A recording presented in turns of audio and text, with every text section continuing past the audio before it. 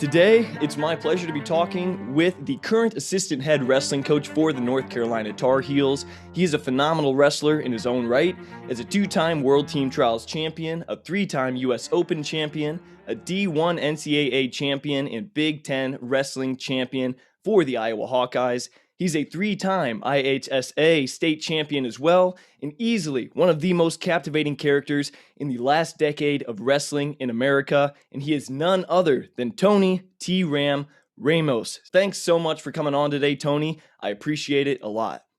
No, thank you. Thanks for having me on. Nice sweatshirt. Hey, thank you very much. Yeah, my brother just gave this to me. I wish I had more North Carolina wrestling attire. I'll get some after this, but shout out to Brian. Thank you. Before I dive into just exploring your mindset and talking about your career, I'll be polite and ask, how's life been treating you out there in Chapel Hill, North Carolina? It's been awesome. Chapel Hill, it's a beautiful place, great place to raise a family. You get the big city feel with Raleigh, the capital, kind of right up the road. And then Chapel Hill is a little bit more of a smaller, laid-back community. So it's nice to have both of those spectrums. And if you want to go up and hang out in a city, you can. If you want to stay down in Chapel Hill and live the local life, you can do that too. So it's been a good time down here. I think we're going on 5 or 6 years now. So it's been fun. Dang, man. Well, so this show, Tony, is about remarkable people from Illinois, and you are exactly that. You won 3 state titles for Glenbard North High School.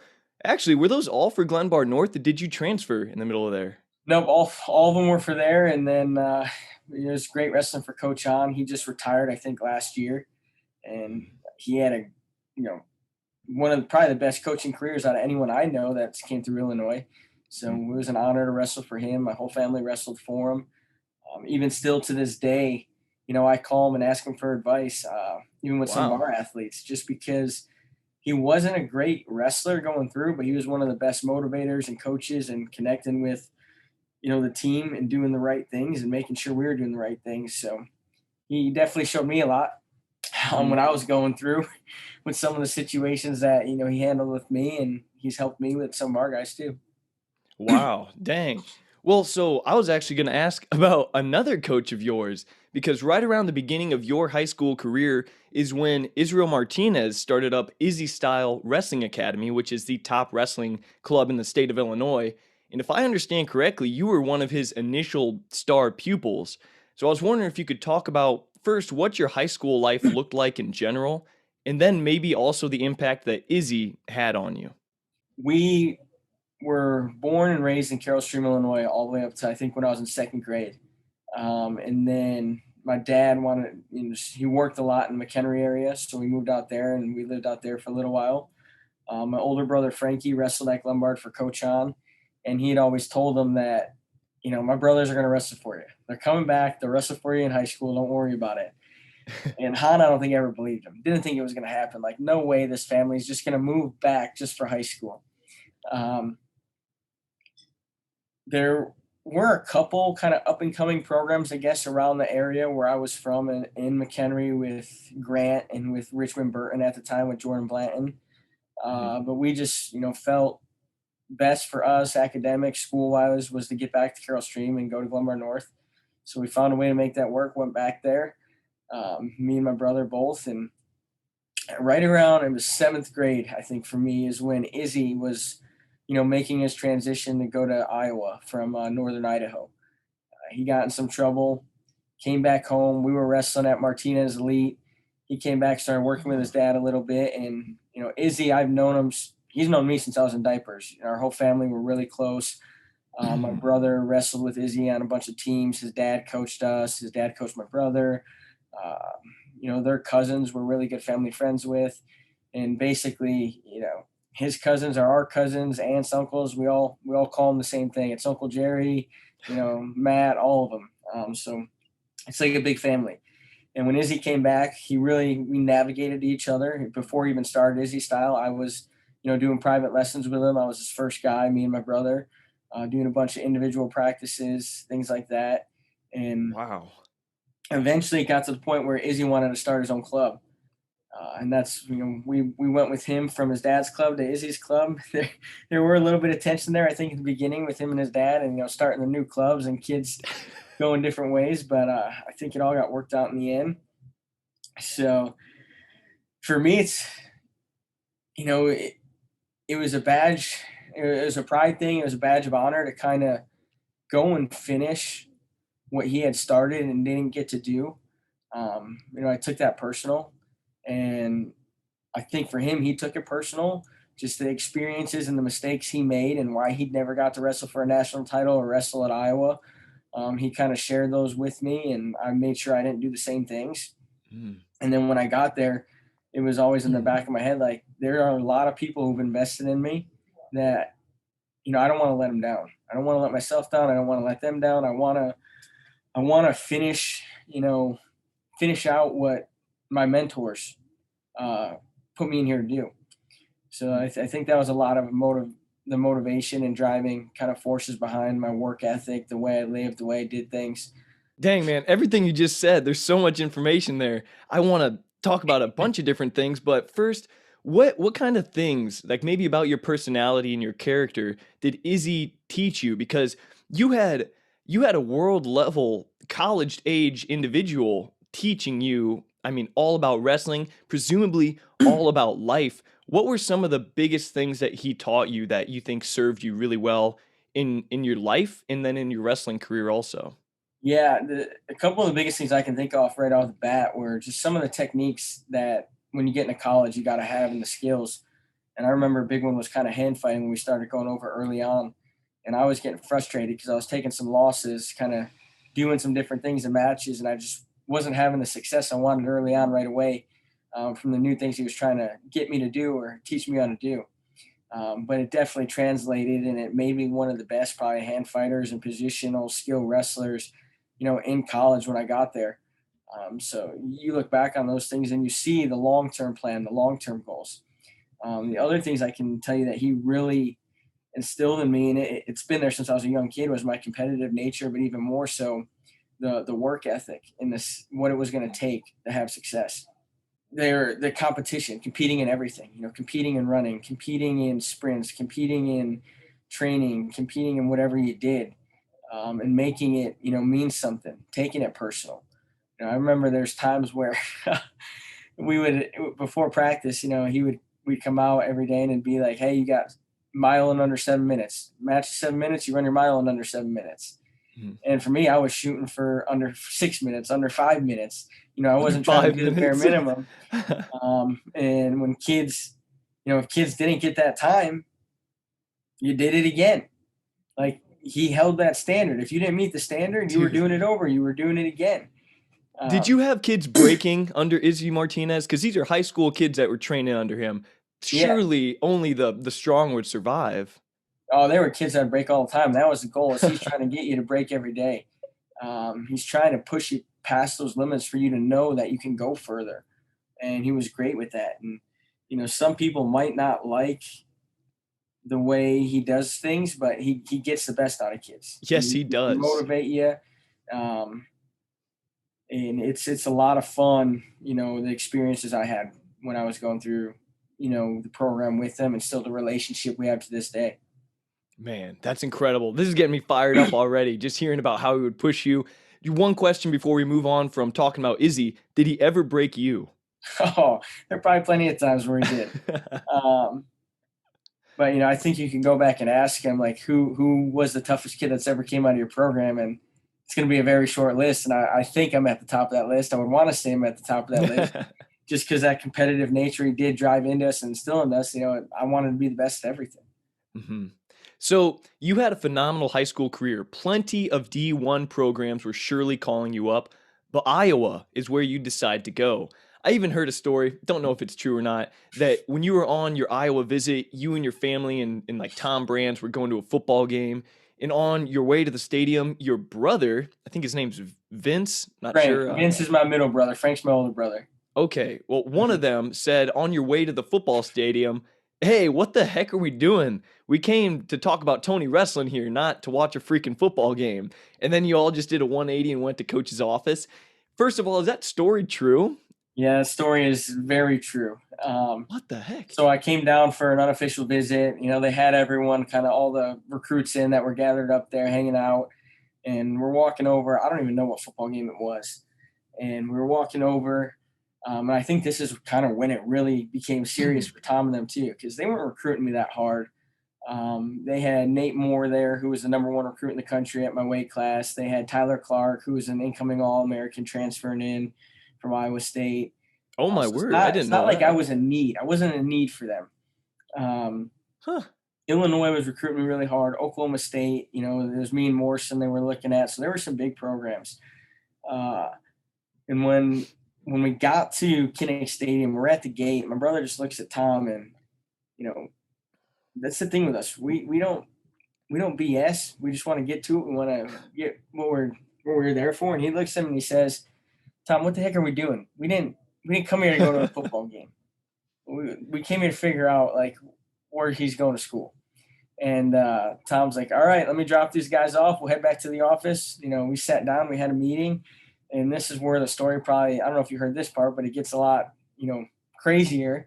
I have not. I'm all ears, man. And this is a story I have to always share with recruits too when I'm talking to them, because for me, it wasn't about money. And I know a lot of times nowadays it's, who's giving me the most money. And if you're chasing the money, you're going to miss out on the rest. You might not have the best experience. You might not put yourself in the right place. It can't just be about money in that process. So Izzy kind of had already been preparing me a little bit. And I think maybe, the conversations he had with Tom, he knew what was coming down the pipe. So we're sitting there, we're talking, we're going through things. Tom's looking at me. He's asking questions like, we don't drink, we don't do these kind of things here. We're tight program. I was like, Tom, I don't drink. I don't drink. I don't do any of that. I wrestle. I go to school. That's it. And he looked at Izzy like Izzy was crazy and goes, "This kid doesn't party at all." And Izzy goes, "No, he doesn't. He doesn't do that stuff." Um, and then Tom kind of sits back, starts going through, money offers. And this is when they were really good. They had just won national titles. Metcalf, Morningstar, Borschel, kind of all those guys were on the team. Slayton, Dennis, everyone was there. And he looks at us. He goes, "Yeah, we might have 3% for you." And not 30, a 3% scholarship? Yeah. And I just looked at him. I said, "All right, where do I sign? I'm coming." And my dad and my brother and everyone are like kicking me, like, "What are you doing? Like, you don't realize what you just said." And we get in the car. Everyone's silent the whole way. As he starts laughing, just like cracking up. I was like, "Dude, you just committed to Iowa for 3%." Izzy did? Izzy, yeah. He was Izzy, my dad, and my brother Frankie were all there. My dad and Frankie were like, "What the heck just happened? Like, we got to figure this out now. School's going to be $30,000-$40,000 a year, and he's got 3% year one. And I think what they told me is maybe we could get you to 30 or 40 every year after that. But that wasn't even like a guaranteed." you know, and it, I think that's when they got a better appreciation for me, because like I said, they weren't recruiting me hard. And they realized how serious I was about it. And this is where I want to be. This is where I was going to compete. And I was going to come in even with these guys in front of me that, there wasn't a guarantee I was in the roster or that I was going to be the guy, and I was going to do everything I could be to be the guy. Just curious, there had to be other colleges that were offering you a heck of a lot more than 3%. Way more. Oklahoma State, when it kind of started, I think it was like 75. A lot of other schools were full rides. Oh my gosh, man. And this is when you talk about more to the story. I remember my mom saw the commitment on like Intermat or one of those websites Before you told her? Came out, and I got a call from her losing her mind. Like, "I'm not signing your NLI. Like, this is crazy. You haven't even visited Indiana." And Indiana was a big one because my brother was there. My older brother Vince, and we're really close. We're a year apart. We're still really close to this day. And they were going to give me a full ride and him a full ride if I went. So she's like, "You have $80,000 on the table. Your brother's going to get school paid for, and you're saying no without even going to visit." And I told her, I go, "That's not what's best for me. There's a point in time where I have to do what's best for me, and it can't, I have to be selfish. It can't be about everyone else all the time." I was pretty mature, I think, for how young I was going through that process. Yeah. my brother sat me down when we got home, and he goes, this is what it's going to cost. This is how we're going to have to do it. Um, I told my mom, I said, if you guys don't want to help me, that's fine. I understand. It's my decision. I'll take student loans. I'll take private loans. I'll take whatever I need to do to go to this school. So I still to this day have a lot of loans. And yeah, my mom and dad, they did help out, but I didn't want to put that burden on them. And even afterwards, they're like, you made the right decision. If we did it again, we wouldn't go back. So, it's tough because you do have all these offers out there. People were offering my brother money for me to go there. It was an interesting kind of process. And my mom still made me take my visit to Indiana after I already committed. Oh, no kidding. And I told Tom, and I go, guys, my mom is making me take this. I'm doing it. And I even told the coaches when I got there, they're like, what do you want to do? You want to sit down and talk? I go, guys, I'm not coming here. I'm going to be straight up honest with you. I'm on this visit because my mom's making me come. I'm not coming here. You told the coaches at Indiana that. So I wasn't going to, some of these people, they like to play the game a little bit with coaches. I'm not going to lead someone on when I knew I wasn't going there. Because you don't BS. Yeah, I'm going to be straightforward with you. And that's how I am with a lot of, life. That's how I am with my athletes. It's going to be black and white. And that might be one of my biggest struggles, or I guess downfalls, is I'm so black and white with things that it's hard for me sometimes to see, maybe the gray areas or I guess the other opinion of things. So, but I'm working on that too. I know there's times where I got to be a little lenient and can't be so black and white with the guys and some of the things they might want to do, or some of the conversations we have. So it's been a fun learning experience getting down here and working with Coleman and seeing other ways that programs do things too. Yeah. You say it's one of your flaws, man, but I am a huge fan because of it. I love each one of your interviews because they're blunt, because they're black and white, straightforward. You don't have to do digging if you're interviewing Tony Ramos, man. He'll just tell you how it is right away. Yeah. But the obvious question then is, why did you choose Iowa? They give you hardly any money right off the bat. I know Izzy went there. I don't know the story of why he pulled out. Maybe one day I'll have him on this show. He got in trouble. You can ask him about that one though. Yeah. But was he pressuring you to go there? Or aside from that, why did you choose Iowa? What about it was calling your name? So he didn't pressure me to go there. I know there were a lot of conversations like, these are the coaches, this is what they can do for you. But there were a lot of conversations about other places too. And it also goes back to my high school coach, Coach Hahn. Like, we were really great at the high school level. I think now they have like 18 or 19 in a row DVC titles was like the record. Always were in the mix for team titles, always had state champs every year, someone in the finals. But we struggled when kids went to college. I think Savanago was the only other All-American to come out of there, Gino Savanago, way back in the day. But they did a really good job of sharing our history of the program. It's all around the room. If you go in the room, you'll see I think I have banners up, all my records that I ended up breaking. And for me, like, I was so competitive. I remember Dana Holland. His name was on almost all the records. Most takedowns, wins in a season. And I kept telling him, because Dana was really close with our family too. Him and my brother wrestled, went to high school same time. They were training partners. Dana won a state title. My brother was supposed to win it that year and got headlocked and pinned. So I would always tell Dana, hey, I'm going to break all your records. And he's like, no way, you ain't breaking those. And the year when I went after his takedown record, I crushed it by like 60 takedowns. And I don't think he actually thought it was ever going to happen. But, when I set out a goal, I'm going to make it happen. And our program emulated, or kind of was a carbon copy of everything Iowa. I didn't realize how big of a fan our high school coach was of the University of Iowa and the coaches in the program. Our room, black and gold. Our colors, black and gold. Singlets, same singlet with the gold dot on the leg. When I finally got there, I started talking them into getting us a little more designs and different things. So we did change it up a little bit, but we were really traditional, warm-up singlets, everything was same, didn't change a lot. The way we trained in the phases, I think he went to a lot of like Gable's clinics and camps and learned all the phases and did a lot of the phases. And I knew for him, another big thing, and not just for Izzy, is they wanted someone to go to Iowa and wrestle there. Like that was his dream, to have a guy wrestle at Iowa. So like I said, a lot of the things that motivate me aren't just myself, but they're other people. Mm-hmm.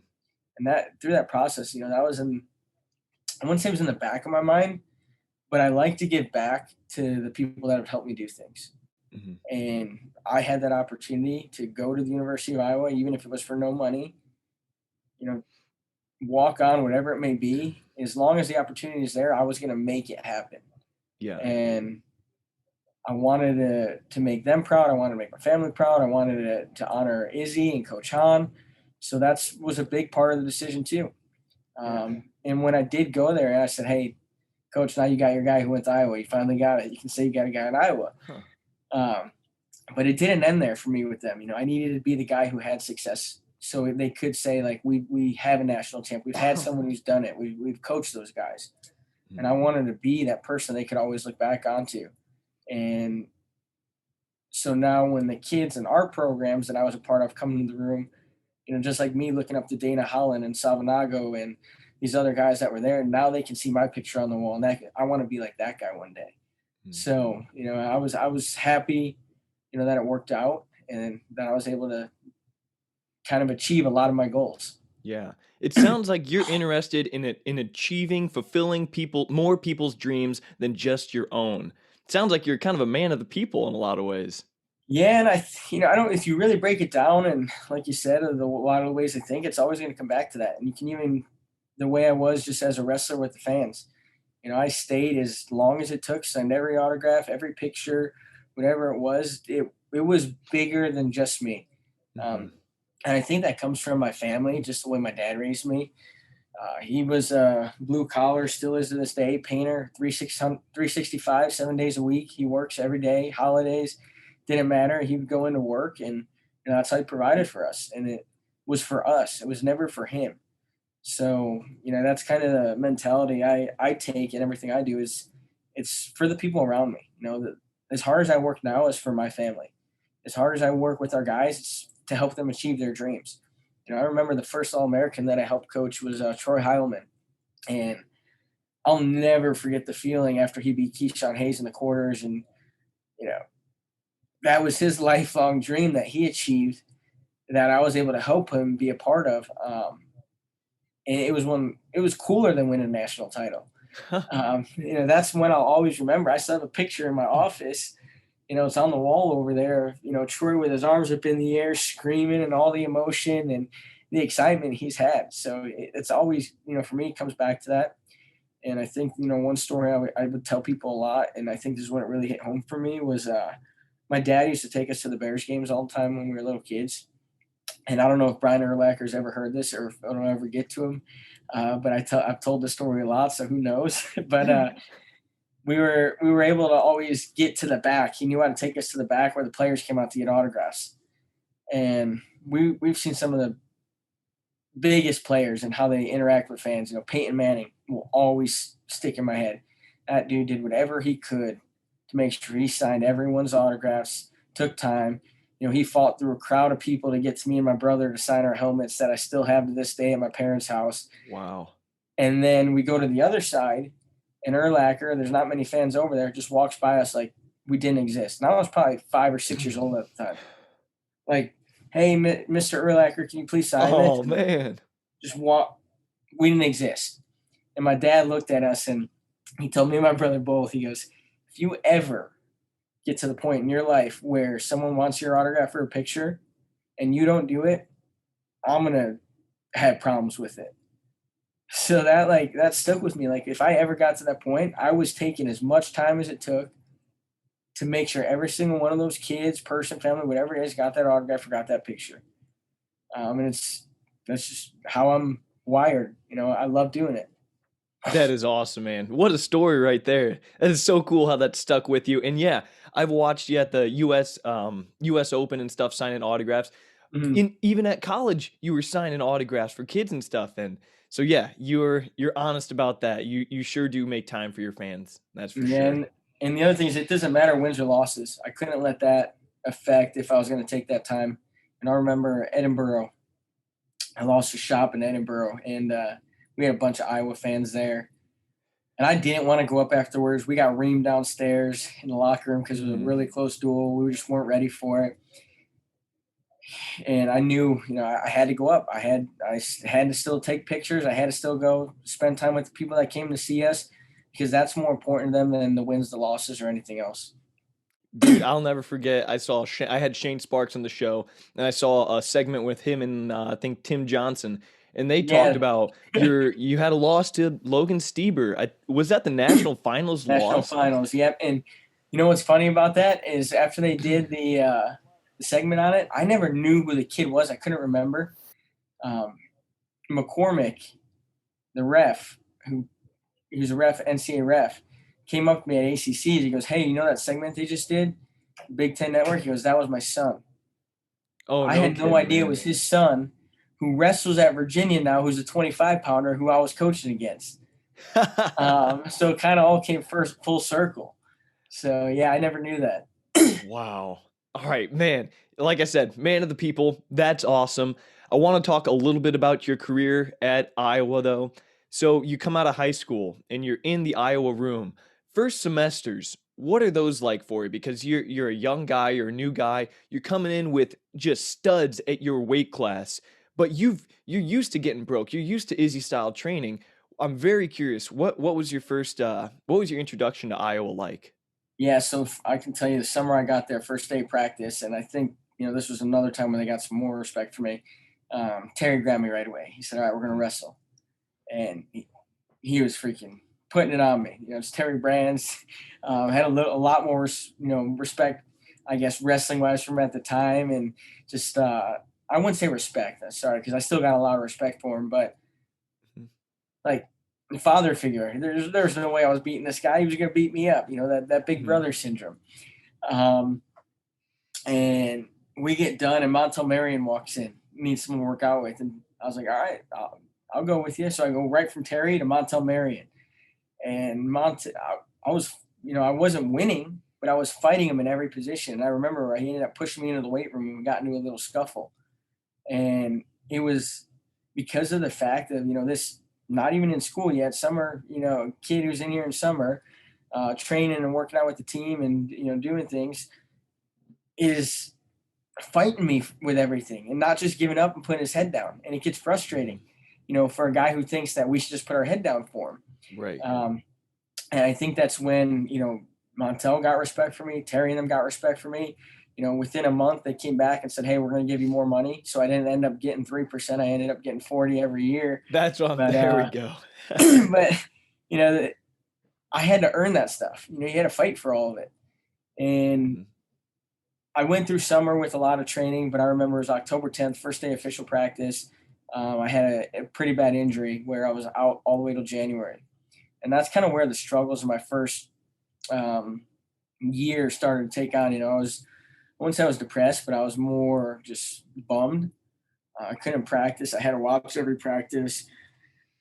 I didn't want to go to class. I wasn't doing the right things, academic wise, social life. I never had a problem Mhm. with social life, but I do remember there was a time where Tom called my brother and he goes, "You guys What's up aren't with your right." brother getting why is he, like, My the brother, guy? he's old. He's in his 30s and we're very close. He's basically like my second dad. So Okay. that's who they would get the calls to. And so they call my brother and Izzy and they're like, "Hey, Is he? you guys are right. He doesn't drink, he doesn't smoke, but he can he's having more problems than some of the guys that do." And I remember he brought me in and he looks at me and I've had this conversation, a couple times with as a coach now with guys, and I don't I think it's a great conversation to have is, hey, this is your first year. You're right now you're spiraling on your way out the door. And you can make a decision right now where we can go upstairs and back then it was we can get your transfer papers or your release signed or you can figure it out. Mm. And from that day on, I don't remember ever having another issue. because, like I said, it was important to me not to end up like, how Izzy's career ended, or it's important to me to finish out what I started in these goals that I had set. And that's kind of when it really home for me. Like, I got to start taking this serious. And if I want to take the wrestling serious, my academics got to be serious, because I can't have the wrestling without the academic part. So I remember my first year, I had a 1.6 GPA after first semester. Next semester, I ended up getting like a 3 something. And from then on, it was, I was smooth sailing through, and everything kind of fell into place. So were the problems mainly academic, just It was all grades? academic. Oh, I see. I didn't go to class from, I want to say, Thanksgiving break till finals. That I had got Whoa. surgery on my knee. I was just so bummed about not being able to wrestle. Those things take a toll on you, and it's helped me be a better coach, because now I can understand what some of our guys are going through when those things happen, and have those conversations and talk about my experiences and how I was at, the same roadblock as you, and I had to make a decision. So yeah, it's not, you don't want to be the one that fails, but it's helped me also be a better coach. Mhm. When you were at Iowa, you kind of came in, I would assume, with the mentality that like you already knew you were good. You probably didn't need reassuring that you were good. You probably had goals of being a national champion as a freshman, realistic goals at that. Was your confidence ever put to the test in that Iowa room though? Was there ever a hard practice where you're like, "Oh man, dude, I might suck. Like I I don't don't know think if I my can do this." I don't think my confidence was ever put to the test, because the mentors I had, just like Izzy preparing me for the meeting I was going to have with Tom for the scholarship. Along the way of me getting ready to go into college, he prepared me for that. And just knowing that there's always someone who's going to be working as hard as you. There's always someone that might be better than you. But how are you going to work harder or be better? And there was a conversation all the time about, hey, you might go in this room and not score a point until January. How's that going to affect you? How are you going to work through that? How are you going to get better and, figure it out? Because you can go two different ways from there. You can lose confidence totally, or you can get better, and that's your decision. So for me, it was, what do I need to do to keep getting better? Um, and even though, like I said, I was off the mat almost all the way till January, when I did come back, my redshirt year, I think I was like 15-0 with 12 pins or something. So I knew the work I was putting in, even though I wasn't having success in the room, Mhm. was happening. I was making it happen, and I was excited, for the next season. Yeah, man, your mental maturity is astonishing. Like even as a young man coming into college, you were ahead of the game. I can almost guarantee it. Like you were visualizing the bad stuff going bad and you rising above that. Did you spend time meditating, doing some of that new agey stuff, the visualization? Or So it's funny how you talk new age stuff, because that's all you hear about nowadays, right? yeah, yeah. My mom had us with a sports psych since we were in second grade. Second grade. So Holy I had well, I don't know if it was second grade, but it was pretty early. So wow. I had a Dr. Gary was his name, sports psych in Schaumburg, Illinois, who we would go and meet with, pretty consistently, at least once a month. Bigger times when tournaments were coming up, meet with him more. So yeah, I was way ahead of the game, to where, nowadays it's all you hear about: sports psychology, visualization, biofeedback, all those things. Mhm. I was doing it before it was big. So yeah, I think that helped me a lot when it came to that, the mental side of things. Man, yeah.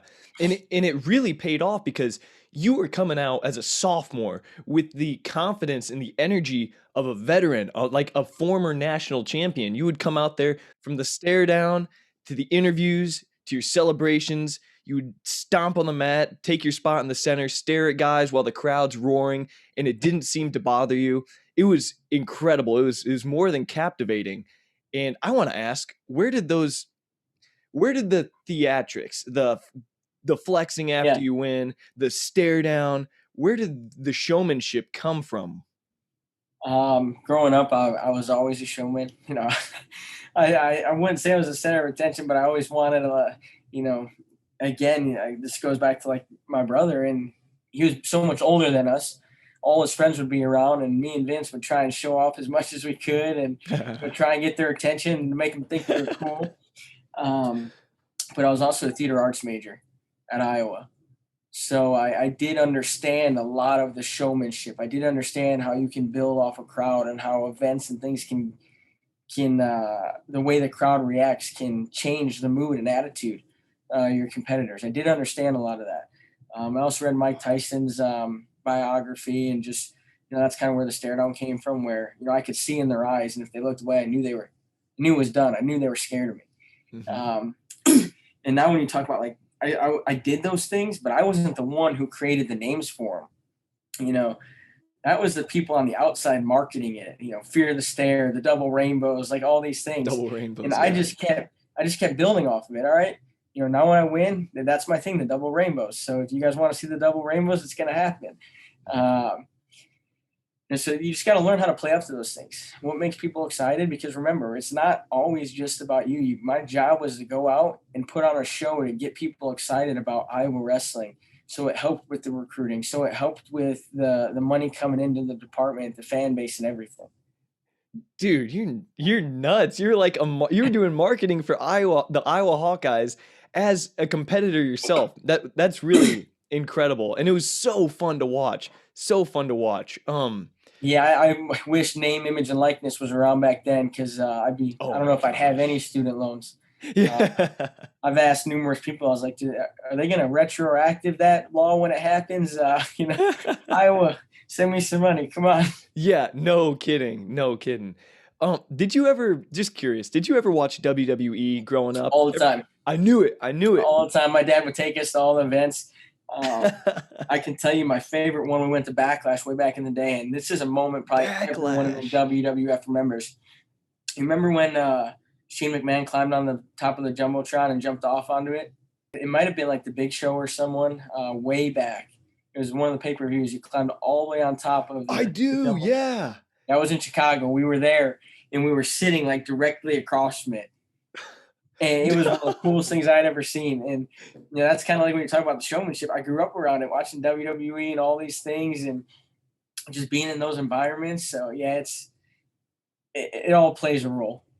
Dude, seeing that event and that Shane McMahon jumping from the top of the Jumbotron like that, I remember that scene in my head now. That was one of the crazier scenes in WWE history. That was like nuts. Undertaker Mankind off the top of the cage and stuff. Yeah.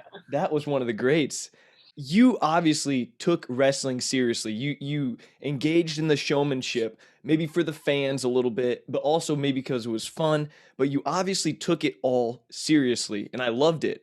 I can remember one of your interviews before your match with Logan Stieber in the NCAA finals, where you intensely said to the camera, "I'm tired of losing to him. I'm going to be wrestling him all the way until I'm making world teams and Olympic teams. So write it now, stop it now, start winning, start taking the advantage." I remember that scene vividly. And these days, though, I hear a lot of guys saying how it's just wrestling. It's not that important. Just have fun. I want to know what's your thought on all of that? Do you think, because I mean, for guys that are world beaters, it is that serious. But do you think taking wrestling too seriously is dangerous, or do you think it's necessary to be great? I think there's a balance, and I have this conversation all the time with our guys. So one, you got to know you got to know who you are. Your coach has to know who you are. But I will say a lot of it's propaganda, because yes, it's got to be fun. You got to have fun while you're doing it. But at the same time, tell me how fun it is when you're losing. Nothing's fun when you're losing. Don't tell me that you're having fun when you're losing. So that's where the seriousness comes in. And this is the Iowa, the Penn State. And even when I was going through, it was the same thing. We were serious, they were having fun. Well, guess what? If they were losing, I bet they were serious and we were having fun. Because now, look, everyone said Iowa's having so much fun now. The guys look like they're they've changed. They're doing this, they're doing that. No, they're just winning now. So it looks like they're having a lot more fun.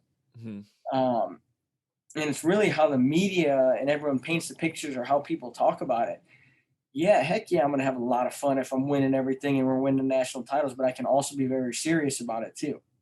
So I think the way you talk about it, the way the media kind of draws it up, the way your athletes give their interviews. Because I'll tell you what, I had so much fun in college. You don't think it was fun, pinning guys in front of the 13,000 fans and getting up and flexing and signing autographs and pictures and whatever it may be. Yeah, that's fun. Winning a national title, that was fun. But I was also very serious and very focused. Mm-hmm. And it was actually pretty funny. They put this up yesterday, I think. Justin Bosch on his, it was either on his Bosch Mania. He's like, there's a video of Nolf golfing. He's like, first time Jason Nolf ever shows emotions. Yeah. And he's golfing and he hits a bad shot. He throws his club. Like, come on, don't act like that stuff never happened behind the scenes in practice when he had a bad day. Like, yeah, he has fun, but he's also serious about what he does. Mm-hmm. And that he's a competitor. Competitors are going to show emotion. They just might show it in different ways at different times and around different people. Mm-hmm. And seeing the emotion on display makes it fun for the viewer too. Like Jason Nolf, who knows if he'll see this, but like phenomenal wrestler, especially in college, just a blast to watch. But his interviews sucked, man. They were bad. It's like, come on, like give me something here. Like, where's Tony Ramos when you need him? Like, you needed to mentor that guy. Yeah, no, it's everyone's a little bit different, and I think it's also how your SID department or how your coaches might talk to you. Because I'll tell you what, a lot of the ways that I talked were a lot of the context or information of the way our coaches were talking to us about things. So it's also about, your reflection of your program. And I think a lot of the ways our guys talk now are how we discuss things with them. So it's fun to see kind of the mirror as these guys are going through their interviews and rewatching interviews. I was actually just sitting with our SID, before this, and we were talking about senior speeches and what order we're going to put them in and who's doing what. And he's like, we need to go this, and this, because, this guy has a really good one, but I don't know if this guy's is going to be really good because I know how he interviews. So, we got to teach them too. There's got to be more. And I talked to USA Wrestling about this way back when I was going through is there was no program to teach us how to maximize our social presence, our media presence, or even how to manage our money that we were making. We're young people who don't know really how to maximize what we have. We need more experience on that more than just the wrestling part too. Yeah. Just curious. I feel like a lot of Iowa guys go on, they become camp clinicians and things. Mm-hmm. They talk really well. Obviously, the brands talk exceptionally well. They're great interviewers. Everything they say is gold. They say funny things. You're great in front of the camera. Did they teach you how to do that, how to talk to the camera? I don't know if a lot of it was that. Also, I think my theater arts degree and the acting classes and the directing classes and things I've had to take through that have helped a little bit with it. But I also, it comes down to just you as a person. Can you talk to people? Can you hold a conversation? Can you be interesting? Can you be witty? Yeah. Man, I wish I was a little bit more witty and can. I see some of these, and I saw it yesterday. These Twitter accounts on social. Wendy's almost has one of the best ones. I want to hire that guy as our social, to run my social account so I can be that witty and funny. But you take things from all over. I'm willing to learn all the time as I'm going. And it's not just about wrestling, marketing, branding. I have a meeting with our golf director of ops on Friday. I think we're going to go golf a little bit in the morning, and he's going to run through some of it. He owns a marketing company also. So he's going to run through some of their marketing pitches and branding that they do for the program for alumni and donations and all that. Yeah. Your marketing is definitely supreme. I said before we started hitting record, when it comes to social media, you are probably, you're cream of the crop. Assistant coaches and head coaches, you are on top of your social media presence. It's great, and it's incredibly important. And like you said, that's what the kids see anyways. That's what recruits see. So it's really important, and you do a good job of that. Yeah, it's fun. Again, this morning when I was talking with our SID, he's like, "Hey, you posted something I was going to post." And I said, "Well, you posted too." And he's like, "Why?" I go, "Yo, let's go look at this." And he was mind blown when he saw it at first. I go, "On Instagram, we got 24,000 followers on the UNC Wrestling account. I got 37,000.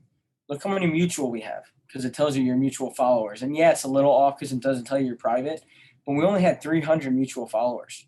Wow. I go, so there's 30,000 people that aren't seeing it if just you post it, or 23,000 people that don't see it if just I post it. Huh. And I think a lot of social departments, even at universities, don't understand that, because we've heard it sometimes like, well, we made this content for the university account and the coaches posted it.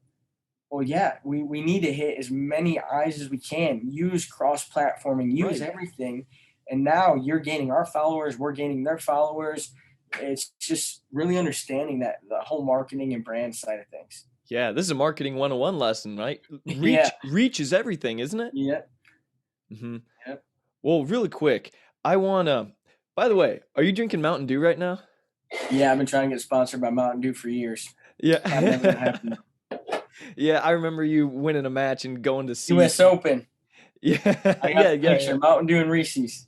That's hilarious. Man, did you eat that way at all when you were competing, or was it? When I was competing, it was a lot. Probably it wasn't as good. I would say it should have been. When I got more into the senior level and making 57, it was definitely a lot better. But yeah, after events and stuff, if I had some time, I would definitely have the Mountain Dew I wanted, or a Reese's that I was craving from the months of being on a pretty strict diet. So Hmm. I want to ask really quick about a loss and then really quick about a win. The loss, though, you said it's not fun to lose. It's not fun at all, especially when you're trying to be a world beater like you were being. I want to ask what your response to losing is, especially in one particular match, and it's kind of a random one, but it's against Joe Cologne in the Midlands finals. That's probably the only time I can't remember a time that you've been pinned, but I imagine that was a particularly hard match to deal with. And so, how'd you deal with it? that was a really hard one to deal with. But if you really want to know how I responded to it, I can tell you to give a call to a guy named Zach Pilcher, who was one of my best friends still to this day. He was our manager at Iowa when I was there. I got really, he was always around late at night, mopping mats when I was there. We became really good friends. Still to this day, we're really good friends. He comes and visits me. I visit him in Iowa when I can. He's my kid's godson, but he tells the story better than me. So I know after the match, I was running sprints, doing push-ups, whatever, and he was like afraid to come talk to me because we weren't as close at the time then. We were still developing a relationship, and he's like, man, he's gonna be so mad and angry. Um, and I seen him kind of like walking like on eggshells around the corner and just kind of looking at me. And I said, Pilch, what's up? And he's like, I go, dude, I'm fine. I got pinned. I'll be all right. It's not the end of the world. I go, I'm gonna go back. I'm gonna get better from it.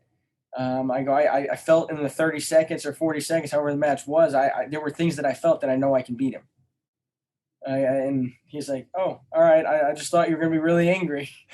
So, there were times where you get really angry, but I matured a lot more as I got older and was able to deal with them a lot better. You can go ask my dad about when I lost when I was little.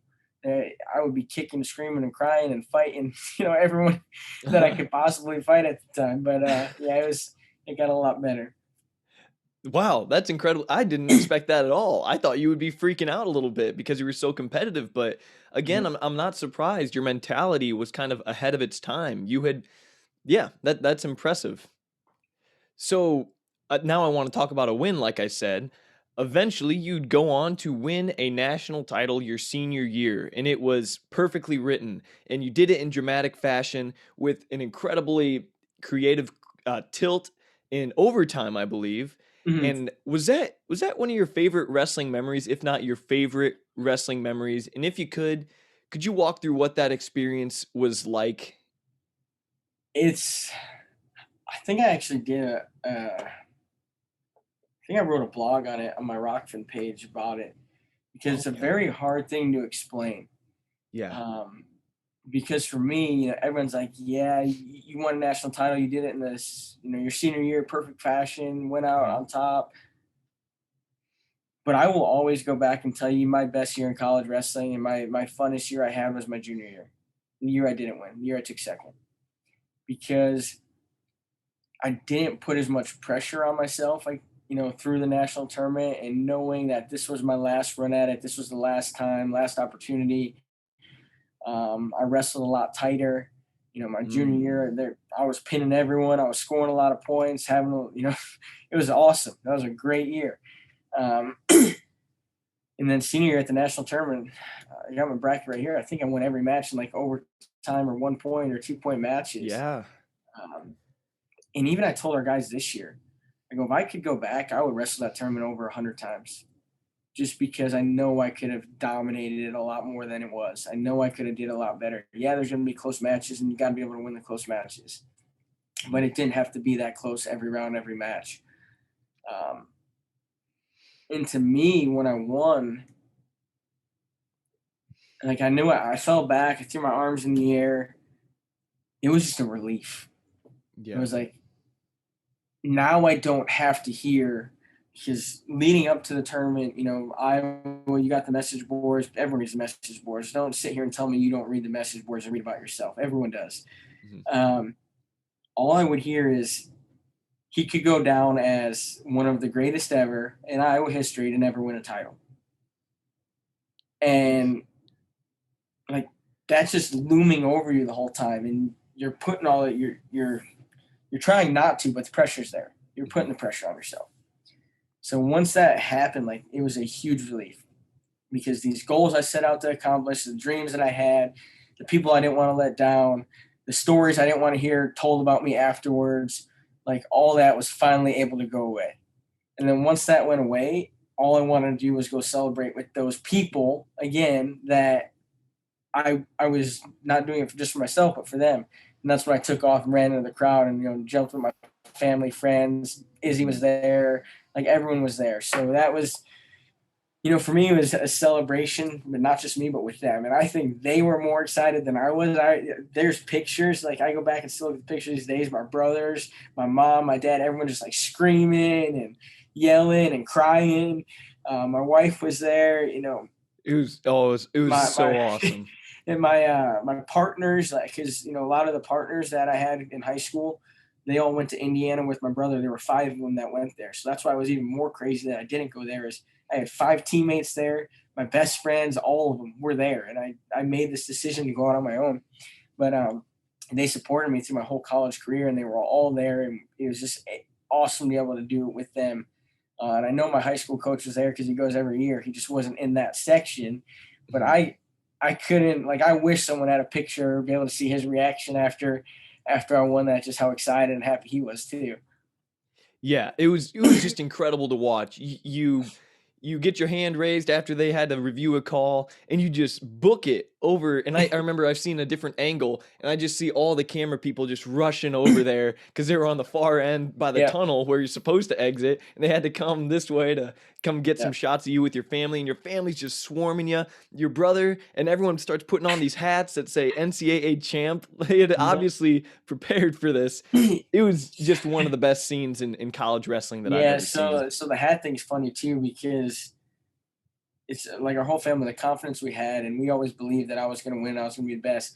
Those hats, they had to sit a whole year, because he had them made up my junior year, ready to go if I'd won. Oh, wow. So he had them sitting in his closet, a whole nother year. And we finally got to take them out that year.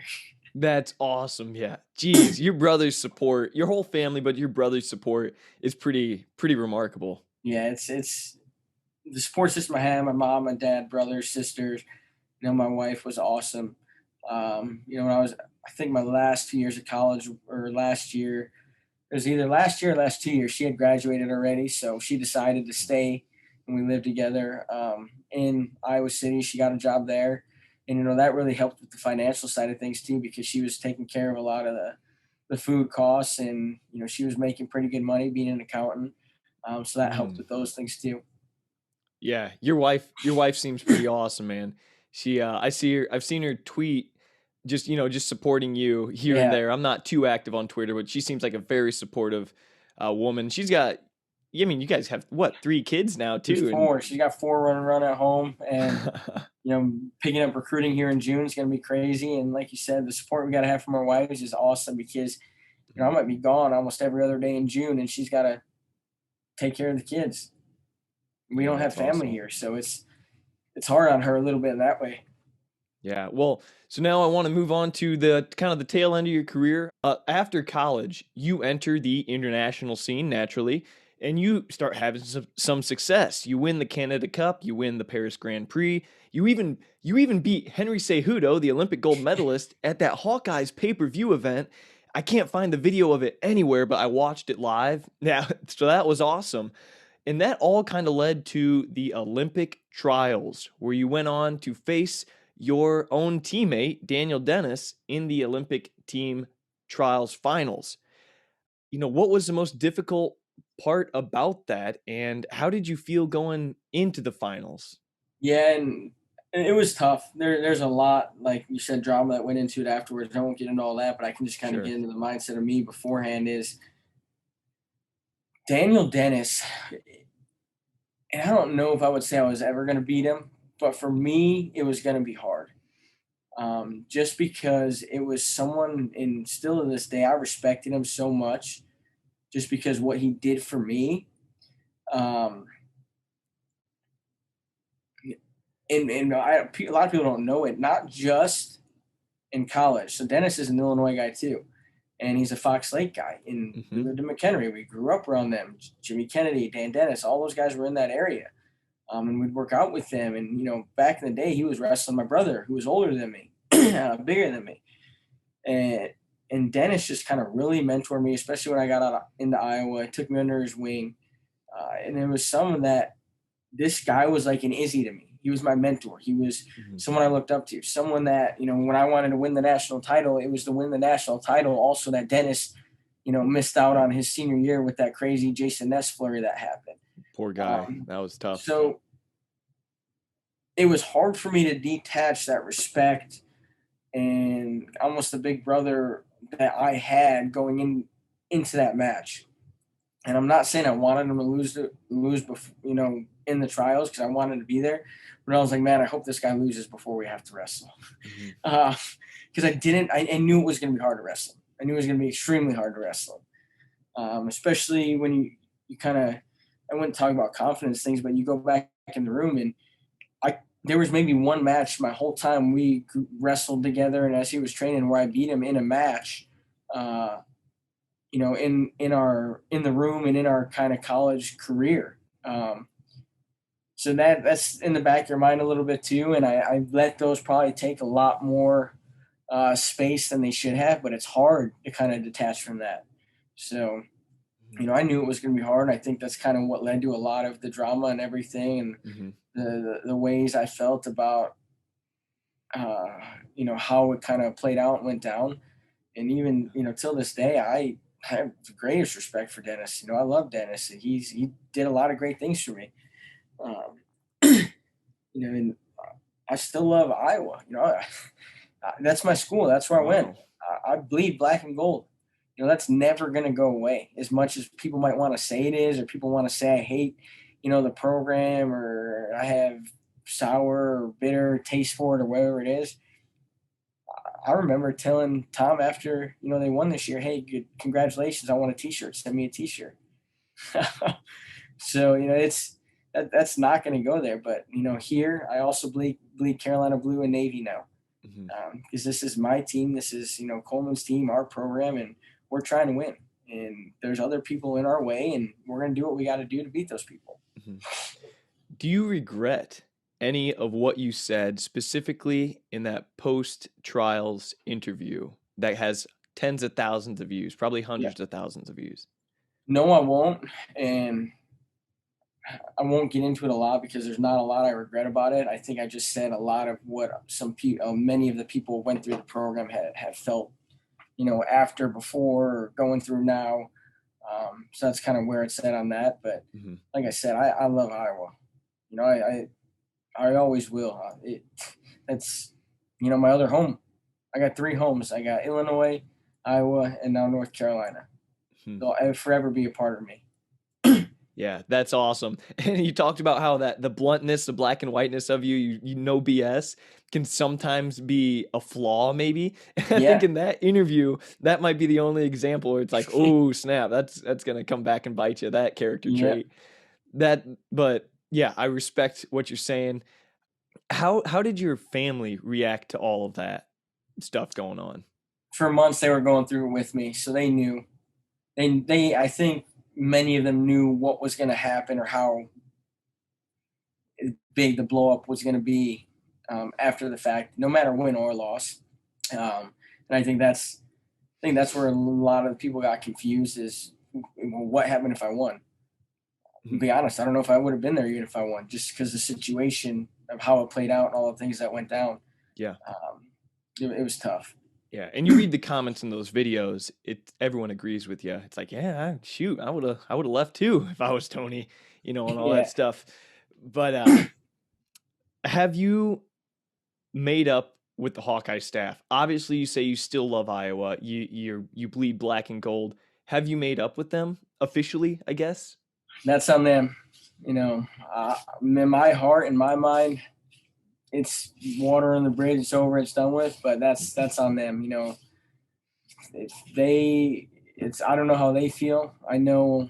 I've made phone calls. I've reached out, but that's really on them. Understood. All right. So, Tony, we're about to wrap this thing up. It's been absolutely wonderful so far. As I said in the very beginning, as everyone knows, you're the assistant coach at North Carolina, and you just had UNC's first national champion, another Illinois native in Austin O'Connor.